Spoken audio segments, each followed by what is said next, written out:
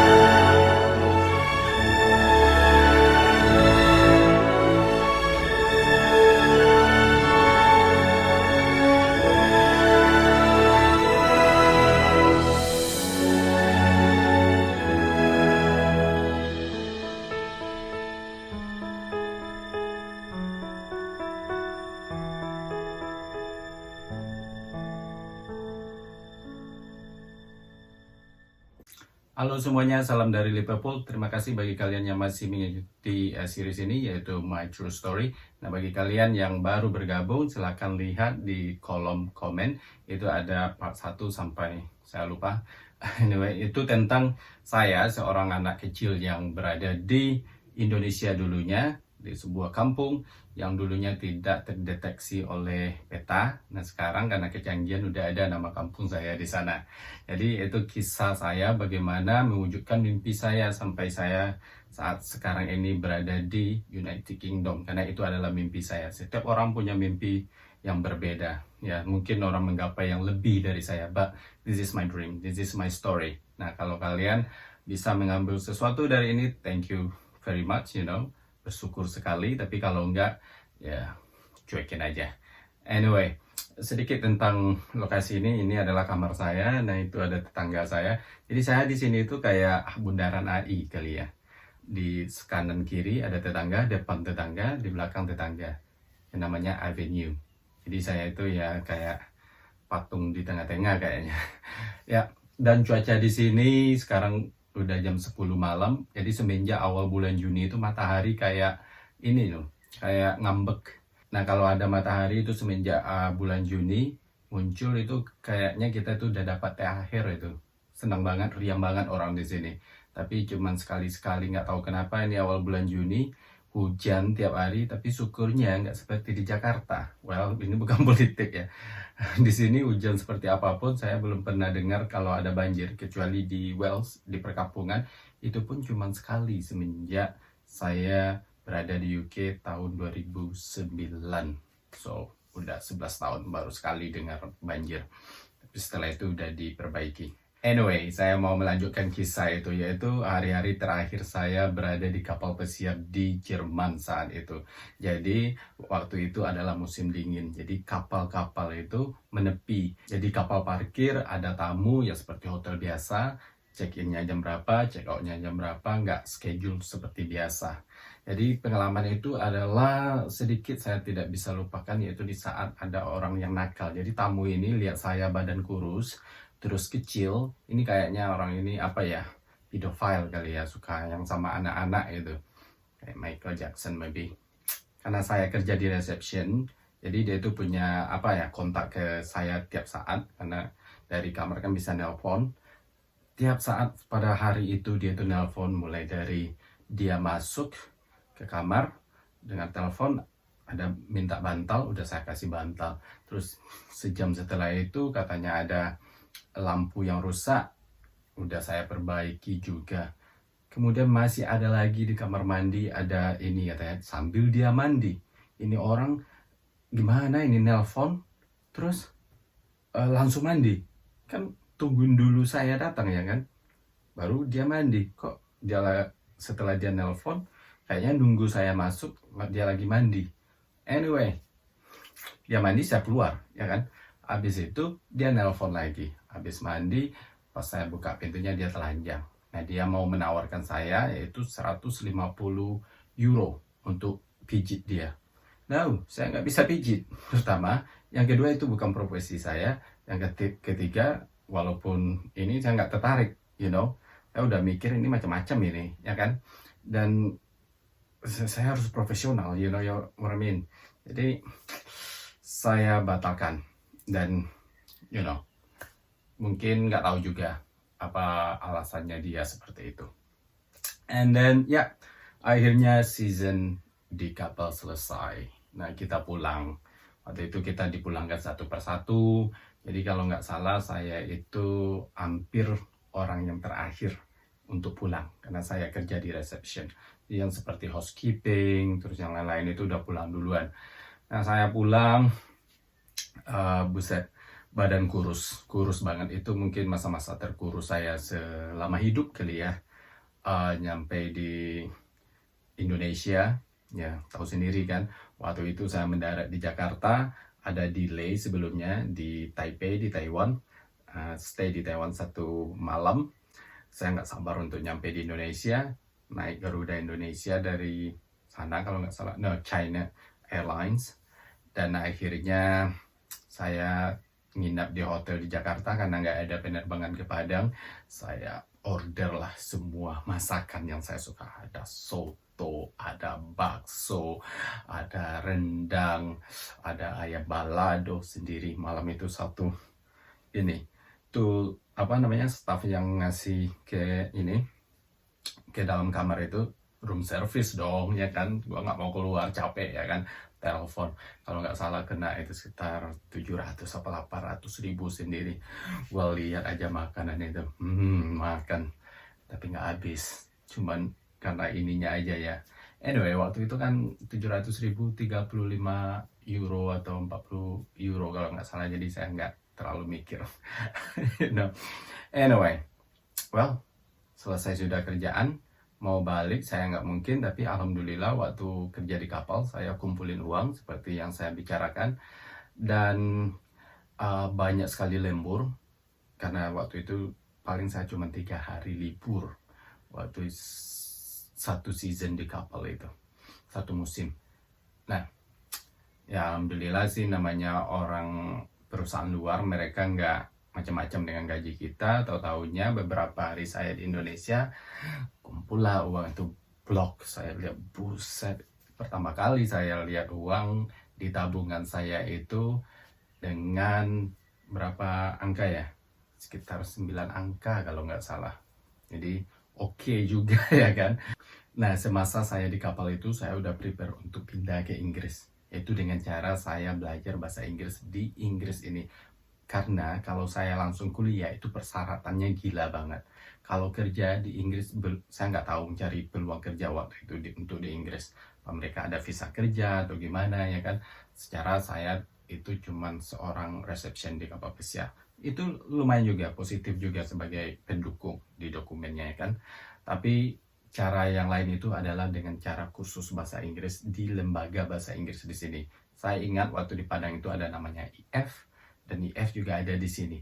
Tapi saya nggak ambil IF karena terlalu mahal dan terlalu internasional. Nah, di sini ada namanya lembaga bahasa Inggris yang khusus buat lokal gitu kan. Adapun internasional biayanya lumayan murah. Nah, mereka mensponsori orang untuk belajar untuk bahasa Inggris di sini. Saya daftar di sana. Diterima. Cuman pas pengurusan visa di Jakarta itu tidak sama sekali, visa saya nggak keluar. Nah, itu kan keputusan dari kedutaan di Jakarta ya kan, kedutaan Inggris. Ya itulah, tidak semuanya itu mulus.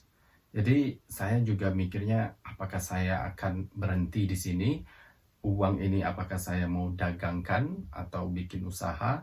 Teman-teman saya di Padang bilang, oh kamu kuliah aja, kamu udah biasa biayain dirimu sendiri, kuliah untuk 3 tahun 4 tahun ya bisa lah dengan punya uang ratusan juta gitu kan di tabungan. Saya sempat mikir itu juga, tapi no, saya tanya hati saya lagi, what I want, saya masih ada mimpi yang belum saya capai. Oke, saya udah ke luar negeri, tapi saya butuh sesuatu, yaitu skill. Mohon maaf sekali, waktu itu di Indonesia saya pernah kerja, yaitu 12 jam, dapat uang 600.000. Bayangin 12 jam, itu udah setengah hari. Setengah hari, setengah dari umur saya dalam satu hari itu. Jadi kalau saya bekerja seperti itu sampai umur 50 tahun, atau selama 50 tahun, berarti 25 tahun dari umur saya itu saya dedikasikan untuk pekerjaan itu. Nah, pekerjaan itu tidak memberi kebahagiaan buat saya. What for? Ya kan? Jadi bagi kalian mungkin yang seprinsip dengan saya, yang bisa berpikir, yang bisa mengolah kehidupan mungkin ya pikirkan hal itu. Oke, buat loncatan misalnya lagi numpang di rumah teman, daripada numpang mending kerja dulu, tapi jangan berhenti untuk memikirkan apa yang kalian cita-citakan. Never stop. Jangan pernah berhenti. Walaupun kalian pada saat itu kerja di toko atau kerja dimanapun dengan pendapatan yang yang minim, tapi yang mimpi utama, don't stop. Selalu taruh di sana dan usahakan untuk menggapainya. Bagi kalian yang punya cita-cita yang stuck atau yang terhenti, atau yang mungkin nggak motivasi lagi karena ada yang melecehkan atau menghina atau segala macam, guys, don't listen, Kalau kalian sudah tahu tujuan kalian itu maunya seperti apa, udah dirancanakan, terus ada yang bilang bla bla bla ke telinga kalian, ignore it, nggak usah dendam, nggak usah marah, just ignore it. Tapi kalau kalian ingin minta pendapat, ya misalnya keliru dengan tujuan kalian, hey, listen to people, dengar pendapat orang, terutama orang yang peduli dengan kalian, Jadi saya dulu juga banyak sih yang bilang, oh kamu udahlah, nggak usah lah mimpi-mimpi gitu-gitu banget. Sumpah sampai sekarang banyak sih sebenarnya yang bilang, yang mendemotivated saya waktu dulu. Walaupun YouTuber ini banyak juga yang demotivated saya. Tapi perkataan mereka itu nggak masuk loh dalam telinga saya. Sampai sekarang saya kurang ingat juga sih, karena saya nggak fokus sama hal-hal yang seperti itu. Saya fokus yang supportive, supportive tapi realistic, bukan halusinasi. Ya, menurut saya kehidupan ini terlepas dari kita ya setelah meninggal, ibadah dan lain-lain, tapi juga tujuan kita selama hidup juga, Lu hidup tapi nggak tahu tujuan, ya gimana ya? Misalnya naik mobil tapi nggak tahu mau kemana, ya muter-muter ya kan, ngabisin waktu, Jadi ya hidup harus ada tujuan dan pastikan perubahan juga. Misalnya tujuannya mau ke luar negeri atau tujuannya jadi apa, tapi nggak mau belajar, terus nggak mau nggak mau berusaha, cuman duduk-duduk aja, tidur-tiduran di lantai ya. Kalau di Indonesia kan enak tiduran di lantai. Saya suka banget itu. Yang nggak bakal berubah, Jadi ya harus ada tujuan, ya harus ada usaha, dan doa itu udah pasti itu. Memang itu kata-kata lazim, tapi it's true. Dan juga ada nih, pintar dikit, maksud saya itu agak lihai dikit, lihai dalam mencari kesempatan. Jangan menunggu kesempatan, but you create the opportunity. Kamu bikin kesempatan itu berdasarkan semua pengalaman saya ya. Jadi jangan tunggu orang masukin ke mulut dulu, atau udah nyediain di meja baru kita makan, but no, cari dulu, you know what I mean. Lebih aktif lah intinya. Kemudian saya juga berpikir selama dari proses perjuangan saya itu, satu yaitu yang saya tanamkan is jangan tergantung sama orang lain. Jangan pernah tergantung, yes, kita butuh bantuan orang lain, tapi jangan pernah gantungkan nasib atau diri kita atau apa yang ingin kita lakukan sama seseorang, siapapun itu, baik orang tua, saudara, siapapun itu. Well, eh, ya mungkin kalau memang anak orang kaya ya mungkin bisa. Tapi kalau kalian seperti saya yang punya background sama seperti saya, jangan. Karena apa? Saya pernah dulu bawa teman buat pergi motokopi aja. Riwayat hidupnya itu apa itu saya lupa, harus ada teman, kalau nggak mau. Aduh males sendiri aja, temani dong gitu kan, motokopi, masa sih harus berdua. Yang saya tahu adalah sesuatu hal yang kita bisa lakukan sendiri. Tapi kalau memang butuh orang lain, jangan segan-segan minta tolong. Jangan terlalu pride to yourself, jangan terlalu ego. Kalau memang butuh bantuan, tanya. Kadang bantuan itu adalah datang dari Allah, kan Tuhan, siapapun yang kalian percaya. Jadi bantuan itu datang dari Allah. Ya, kita harus berusaha untuk mencari bantuan itu.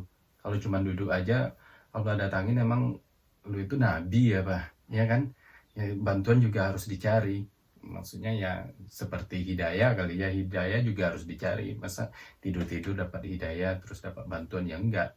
Semua itu harus ada action, Of course pray, tapi action juga. Ya bantuan itu datang dari Allah tapi lewat orang lain. Nah, kita harus mencari itu, Jangan terlalu tidur-tidur aja terus dapat bantuan, orang ngetok pintu, ya itu namanya keberuntungan. Nah, sering sekali orang bilang saya, oh kamu beruntung. No, saya bukan orang yang beruntung. Karena menurut saya keberuntungan itu, kalau Tuhan ngasih itu ya semuanya sama kita itu adil.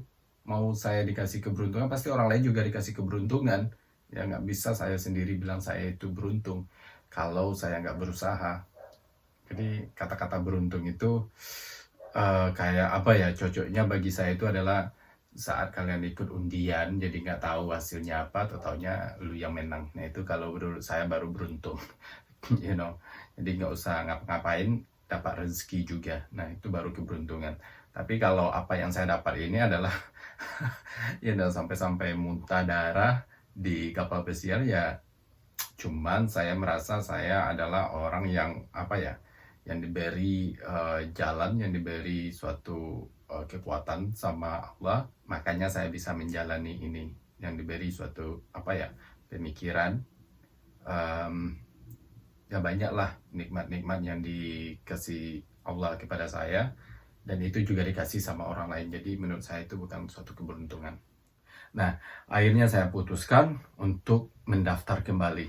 Waktu itu saya udah mulai kos di Kota Padang, kembali lagi ke rumah kos-kosan, udah beli TV, ya kan, punya uang. Jadi saya udah ya lumayan juga lah daripada kos saya yang lama, yaitu cuma 1 kali 1 meter, yang ini lumayan kayak kamar manusia. Jadi waktu itu nggak ada banyak aktivitas, kayaknya udah mulai mikir-mikir untuk kuliah. Tapi saya mulai lagi, saya pelajari lagi. Ada teman-teman di Jerman, orang bule, saya tanya, ada Thomas, dia menjelaskan bagaimana proses, atau maklumlah waktu itu saya masih berumur 21, antara 21-22 tahun ya kan. Jadi saya itu ya namanya halu mungkin sekarang udah terkenal halunya.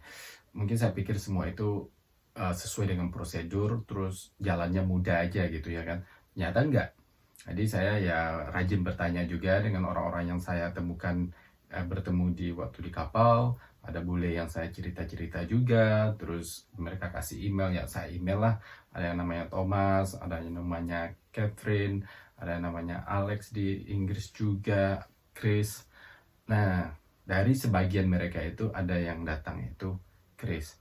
Nah, Chris ini bilang kalau kamu mau ke UK, kamu harus ada ini gitu, ada uang jaminan, jelas tempat tinggal kamu di UK-nya di mana. Nah, waktu saya daftar pertama, saya nggak ada tahu tempatnya, dan saya minta tolonglah sama mereka untuk mencarikan saya kos. Nah, kebetulan si Chris punya rumah 4 kamar, dia mau untuk bikin surat kalau dia akan memberikan akomodasi dengan saya bayar waktu itu nggak salah 4 atau 5 juta sebulan, kamarnya itu lumayan kecil. Nah, kita sharing lah, namanya kamar kos-kosan. Dan alhamdulillah ini yang kedua kalinya saya melamar untuk pergi ke Inggris, visanya keluar. Nah, masa-masa itulah saya mulai berpikir lagi, wow, berarti ini ada kesempatan lagi dan saya akan rencanakan ke depannya kehidupan saya itu seperti apa, karir saya itu inginnya seperti apa. Bagi saya ini adalah pintu gerbang untuk karir juga, bukan hanya untuk cita-cita, tapi juga kelanjutan hidup saya. Saya ingin seperti ini, saya mau kuliah nantinya, terus saya mau kerja, dan saya mau beli rumah, dan saya mau tinggal di Inggris kalau bisa, kalau sesuai. Itu rencana saya. Seret, akhirnya terbanglah saya ke Inggris. Yaitu tadi, culture shock. Apakah yang akan terjadi selama saya di Inggris, bagaimana saya bisa masuk ke college dan universitas, saya akan cerita untuk episode berikutnya. Terima kasih udah watching guys. Thank you so much. Bye-bye. Wassalam.